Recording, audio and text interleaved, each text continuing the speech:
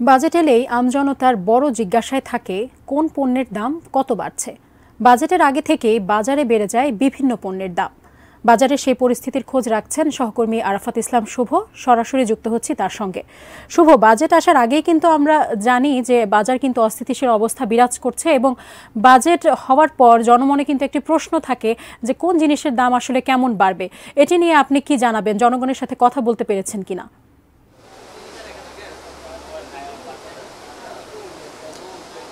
জি সাজিয়া, ধন্যবাদ আপনাকে।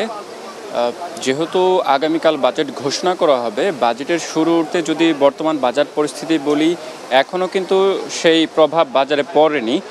যদিও সামনে যেহেতু কোরবানির ঈদ, সেই কোরবানির ঈদকে ঘিরে কিন্তু আমরা বাজারে দেখতে পেয়েছি নিত্যপণ্যের বাজারে কিছুটা প্রভাব পড়েছে। বিশেষ করে যদি মশলার দামের ক্ষেত্রে বলি, তাহলে দাম কিছুটা বৃদ্ধির দিকে, এবং সব ধরনের মশলার ক্ষেত্রেই কিন্তু কেজিতে 200 থেকে 400 টাকা পর্যন্ত বৃদ্ধি পেয়েছে। বিশেষ করে যদি আপনাকে জানিয়ে রাখি, এলাচির যেটি দাম সেটি আমরা যেটি জানতে পেরেছি কেজিতে 3200 থেকে শুরু করে 4500 টাকা পর্যন্ত বিক্রি হচ্ছে।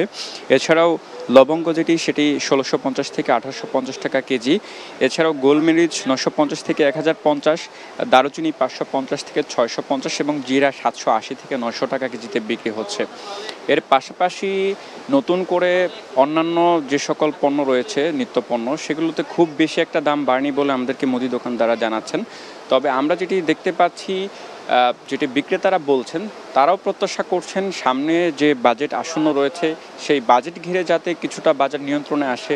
একই সাথে যারা বিক্রেতা রয়েছেন তারাও চাচ্ছেন যাতে নতুন করে বাজেটের প্রভাব বাজারে না পড়ে এবং বাজার যাতে সরকার নিয়ন্ত্রণে আনে এবং যেটির প্রভাব যাতে আসলে ক্রেতাদের মাঝে পড়ে, এটি আসলে ক্রেতাদের প্রত্যাশা। এর পাশাপাশি যদি আপনাকে জানিয়ে রাখি, মুরগির যেটি দাম আমরা জানছিলাম যে বৃদ্ধি ছিল, সেটিও কিন্তু অনেকটা কমেছে।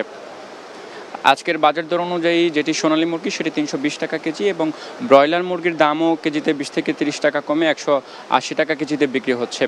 সব মিলে যেটি বলা যেতে পারে, বাজেটের যে আসন্ন প্রভাব সেটি বাজেটের আগে খুব বেশি এখন পর্যন্ত প্রভাব পড়েনি। তবে যেটি শঙ্কার বিষয় যে বাজেট ঘোষণার পর হয়তো বাজারে এর প্রভাব পড়তে পারে।